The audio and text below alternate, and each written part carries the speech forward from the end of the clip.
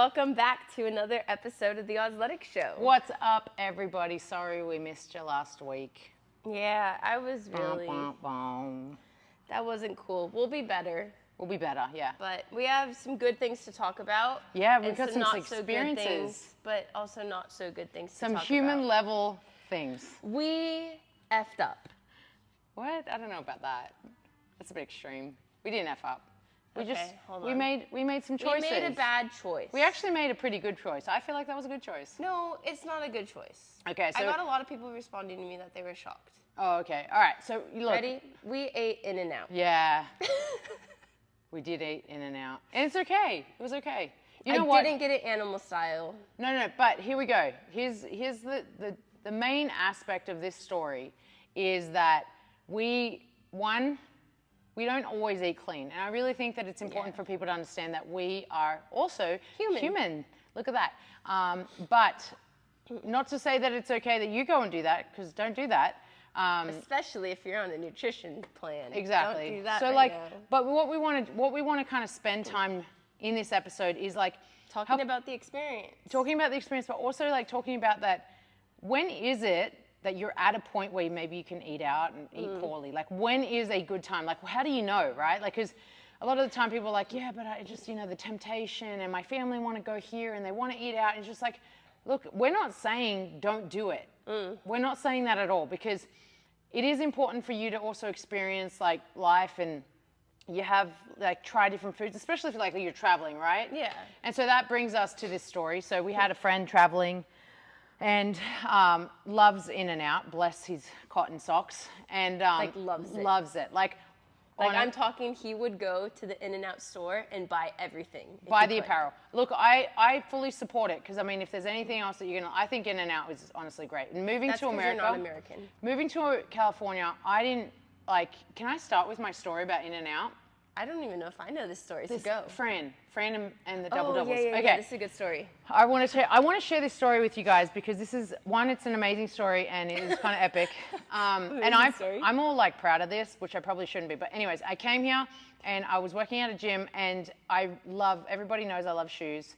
And the owner of the time, he said, if you do Fran, which for those of you who don't know what Fran is, it's 21, 15, 9 thrusters and pull-ups. And he goes, if you do Fran and eat a double-double before each set, I'll buy you a custom pair of Nike Metcons. And I was like, deal, let's do this. And he goes, and a shake. And I was like, I'm not doing the shake, okay? Like, literally, it's not worth it for me. So we compromised. He kind of tried to set all the rules. I definitely pulled him back a little bit. And so he got, and he definitely got everyone in the gym. And I'm like, all right, I'm going to come in, 6 p.m., I'm going to do it. So I go to In-N-Out, which was down the street at that point. I buy 3 double-doubles, and I bring them to the gym. Double-doubles, like, guys, we're talking about 6 meat patties here. So I do the first double-double, and I also had a time limit, right? The time cap was 15 minutes. And so I do the double-double, and I go and do the set of 21 thrusters. The thrusters weren't the issue. It was the pull-ups, because I'm doing like this motion. I'm like, whoa, I can just feel that meat just down my throat, kind of trying to figure out where to go, but I'm like swinging. Anyways, and then I do the set of 15, I do another double-double, do the set of 15, and I was like instant. Like, I was like, holy moly, like, how am I going to actually get through this set? And I did it. I go to the last double-double. I'm not going to lie to you. It was a struggle. The last double-double was the hardest one, because I'm like, I've just had so much meat and cheese, like meat and cheese in the middle of a workout. It was not cool. Anyways, I do the 9s. I finished it somewhere between 9 and 11 minutes. I don't remember. And I literally was like, I better get these Metcons. I was like savage about it after that. But I will tell you this. I had meat sweats for a week. Did you get the shoes? I got the shoes. All right. And so this is why when I wear shoes, they always come with a story. Kind of started with that. But so all that to say, we don't eat it often. I don't eat it often. But that was actually where my In-N-Out journey started. And it was a crazy time. So on this occasion, though, we went there. And look, we kind of like don't go all out with In-N-Out. It's like we just get like a very basic hamburger and fries, whatever. I do get a cheeseburger, I'll be honest. Yeah, okay. And then, but it's not even necessarily that what we were eating. It was actually what happened while we were there. So we saw a lot of people there, right? And I'm not going to lie, most of the people in there were overweight, and they're probably looking at us going, who are these fit people in here? Like, they don't belong. Like, I don't feel like I belong when I go to restaurants like that. So I can only imagine how, other people feel when they walk into a gym, for example. But so I'm just sitting there and I'm just like people watching, because that's always enjoyable for me. And this guy walks over with a hydro. Like, we're talking That this size. this 64-ounce hydro that I'm holding right here. And it's empty. And he goes and fills it up with ice. And I'm thinking, this guy's just going to get his water. It's all good. And I'm looking at him and I'm staring at him, judgmentally, I will add. And I'm like, that's not water going in there. That's root beer. And I'm like, he's filling that whole thing up. And he did. He filled it up so high that it overflowed. So he put the lid on and then he used the water to wash it down to make sure his bottle wasn't sticky. And then he walks on out there all proud, and I am with all my might, not wanting to just like basically direct him to the gym. Like, what the F? Yeah, he just filled up. And so we did a bit of math. He did it so sly. He did it so sly. He's like just there, like holding as if he was filling it up with water. And we were all just like, this is real life. This is real life. And so we wanted to do some math, and we wanted to break down what he had in that. What his nutritional facts were. So the nutritional facts on this, we have to kind of make sure we share this with you, because I feel like this is important. Okay, so in a regular 16-ounce serving of root beer, you're looking at 219 calories. Okay, and you're looking at 60 grams of sugar. This is 16 ounces. Okay, so we're going to 4 times that. 240. Yeah, we're going to 2 times that, 4 times that. So this came out to 876 calories and 240 grams of sugar. 240 grams of sugar. That's crazy. I wish we had now I'm going to pour the sugar. Like, I wish I had 240 grams of sugar in front of me so I could show you what that actually looks like. So when we did the math on that, we're like, no way. Like, this is real life. And when you look at the nutritional facts is this: calories has a number and sugar has a number. Everything else is 0. So there's no nutritional value but sugar in this. Yeah, it's crazy. Crazy. And we wanted to share that with you because that honestly helped us understand, geez, this is what's wrong with the world. And people think that it's okay. And I'm not saying that everyone goes out and does that, but one, you're kind of being disrespectful to the business by filling up your own bottle with root beer. But I just felt like that was just such a profound thing to do, and thinking that that's okay. Like, in someone's mind, that really is okay. And, bringing awareness to that. If you literally just people watch a little bit when you go to restaurants, you'll kind of recognize a lot. Yeah, there's a lot to learn. Sure. For sure. There's a lot to learn. So, but now we want to kind of touch on when is it good, right? And I want to share with you Ari's obsession with ice cream.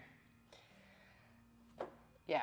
Okay. You know why? Because Ari always wants ice cream in the middle of her trying to better I'm human and nutrition. I'm working on it. So we're gonna talk about how we had the conversation. We had this conversation, and I said, Ari, how long have you been eating clean for? And she'll be like, 2 weeks. I'm like, do you think you've earned ice cream?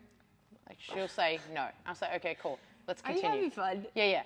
And then 3 weeks will go by, and she'll be like, do you think we could get some ice cream? And I'll say, all right, how long have you been eating clean for? She goes, 3 weeks. And I said, do you think that's enough? And she goes, no. I said, let's continue. So then 4 weeks goes by. Then 5 weeks goes by. And then she's like, I just want ice cream. So share your experience of that. Because you're obviously a little bit more human than I am. But Yep. share your experience with that. Why do you need it? What do you need about it? I like the way it. That sounds bad. I can't say that. I just like it. It's nice. It's creamy. It's refreshing. It is cold. Cookie dough tastes good. What else do you want me to say? But in saying that, no. Okay, so I would like to put a little disclaimer at the bottom here. I have had my shares of sacrificing the stuff that I enjoy. I have done it. And I'm not gonna lie, it is hard. And it is hard for me. To the point that I've cried. Yeah. I hate this story. I know, I think I've shared it. I don't know. I don't know. She cried a lot when I told her not to eat chocolate.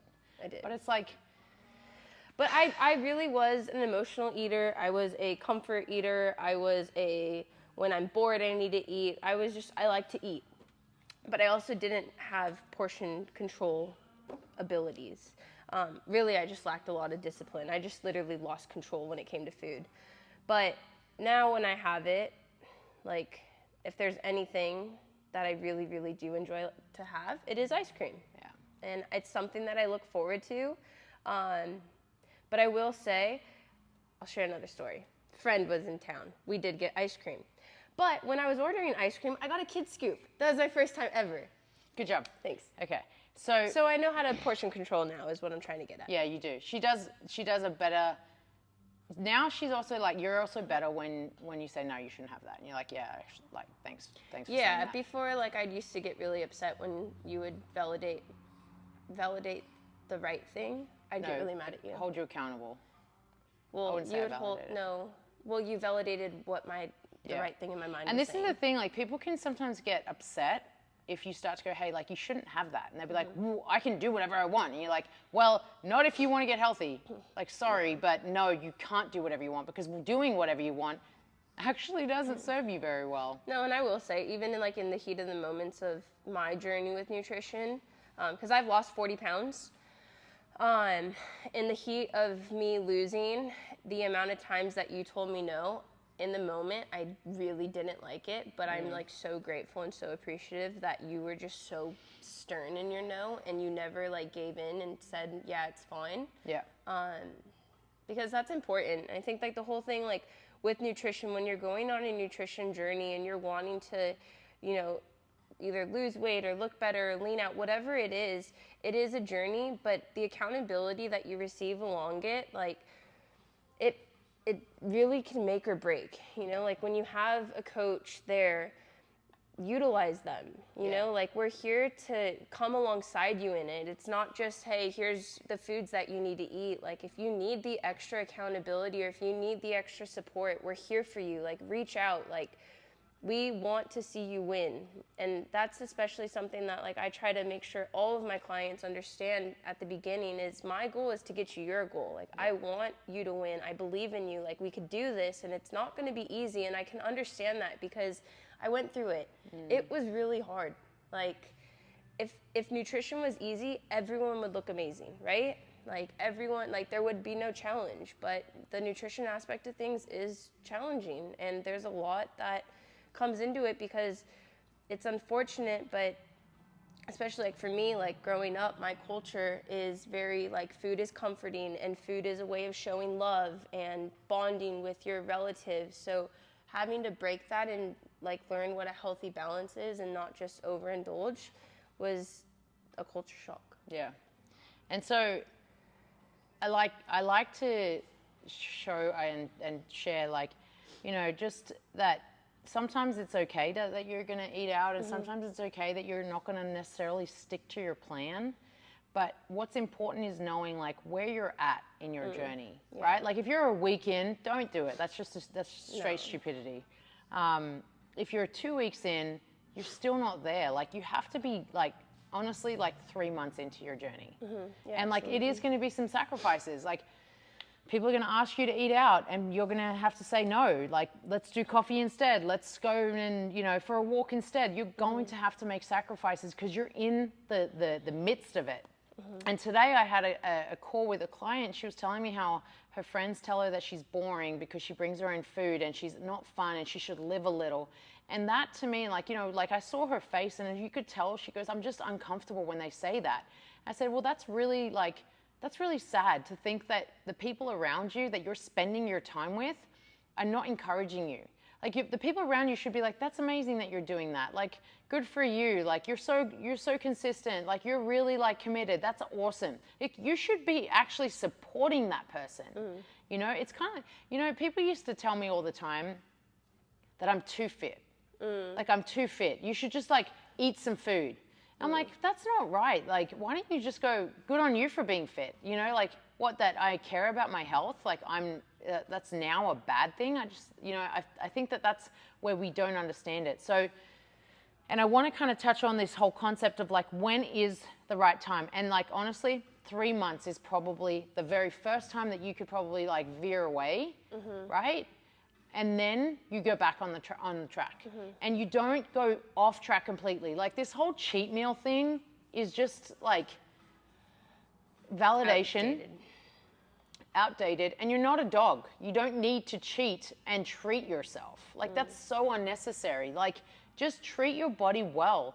And when you have a journey, if you know you've got a lot of weight to lose, and let's say you go, I know I've got like, it's a 4 month, it's an 8 month, it's a 12 month. It very rarely is something 3 months, very rarely, right? The first 3 months matters the most, but it's always the fourth month where things change. Yeah. So it's either 4, 8, or 12, depending on how much weight you need to lose. Now, you have to set yourself up with milestones, and once you hit the milestone, you go, you know what, I'm gonna go out, I'm gonna like treat myself to a nice dinner. And we're talking like fine dining type of stuff, like because you've probably saved a bunch of money by not going and eating out all the time. Then treat yourself and maybe someone else to a nice, like full-on meal, right? That's how you wanna do it. Then you can go again, okay, back on track. And then when you reach the next milestone, do the same thing. And then when you are looking in the mirror, and you're like, I like what I see. And when you are in the gym and you like the way you're performing, that's when you can go, I'm gonna have this and I'm gonna have that, I'm gonna incorporate this. It's not gonna be often, I'm gonna hit that 90-10 rule. The 90% of the time I'm eating well, 10% of the time I'm not. Only then. I'll tell you right now, I'm there. I've been there for a while, but look how long it's taken me to build that. Like I didn't just wake up like that. You know, and like most of the time people are like, oh, do you just like eat clean 100% of the time? I say, no, I don't. Like I do eat things that I don't necessarily think is healthy for me, but it also helps me just like live a little bit. It also helps me like understand that life is still worth like living in ways that I can experience, like tasting foods and things like that. You just got to know when to get there. So 4, 8, 12, those are your milestones.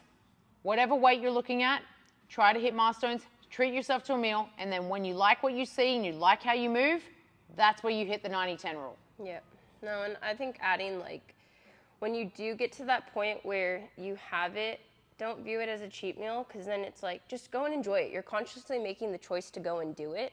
So just go and do it. Yeah. But also in those settings, even if it's like a snack or something, like have the self-control to stay with the portions, you know? And that's something that like I really had to overcome as well, because in my head I was like, okay, I've worked so hard, I'm gonna go and have this, but I know I'm not gonna have it for a long time again, so let me just eat the whole entire thing. Yeah. That's not a good way to like be. And I had to learn that the hard way, and that was something that I had to overcome. So it's still like, with your nutrition, you're creating self-discipline. Carry that self-discipline over when you're making the conscious decision to have something that you wouldn't have in your everyday. Mm-hmm. And that like kind of brings me to this point. So in America, you get bread, right? Complimentary bread when you go places, or you get endless fries or endless chips. That's in America. You do not get that in Australia. Oh, really? Yeah. So if you're going to go somewhere and you know that's the case, you have to be willing and you have to be strong enough to say no to that stuff. Otherwise, don't go there. Just don't put yourself in that position. It is so not worth it, because they will refill those baskets. They will refill them over and over and over again, because guess what? There's so much salt in it. It's going to make you hungrier, so you eat more, you drink more. Most of the time, it's so you can drink more. That's why they do it. They're trying to cheat you and make you take more money. So anyways, we hope that has been helpful for you guys. We wanted to share that story with you. I hope I never see anyone out there doing the whole hydro root beer thing. These are made for water. Yeah, so we've definitely wanted to kind of share that with you, and definitely share that, you know what, we eat out too, but when you look at us, we probably look like we don't. But we are just very, very, like, we're smart about it, okay? We like to go to places that, you know, typically it's small batch places, right? It's a farm to table style. Maybe if we go to like a bakery, they're baking it right there. We do not do chains. We do not do like a lot of like those places that are like basically everything's in batches and they're just freezing it and then just deep freezing it, whatever. Like a lot of the time we will go places where there's quality. And I think that you would probably feel better knowing that, one, you're supporting a farmer, right? Or you're supporting a local baker, or you're supporting a small business, because those are the ones that like really actually pour their heart and their soul into their foods. Yep. And also like not even like in terms of eating out, but also just snacks. Like that's another thing, is looking for the quality of snacks. if you're gonna have it. Like, I will never pick something that's like Doritos, right? Like, I'm gonna look at the ingredients, make sure they're clean, and then kind of pick off that. Very few people even need a snack. Very few people. If you just have 3 main meals, you shouldn't need a snack. No, but I'm saying in relation to, like, when you're going out. Yeah. That little thing. Yep. So, it's not often. We are human, and when we do it, we enjoy it. And then we work really hard in the gym. We were going to call this episode CrossFit and In and Out. What? No. In and Out in CrossFit. We'll brainstorm some more before we release. Right on. All right, guys. Well, this has been a treat. Move with integrity. Make good choices, and we'll see you guys on the next one.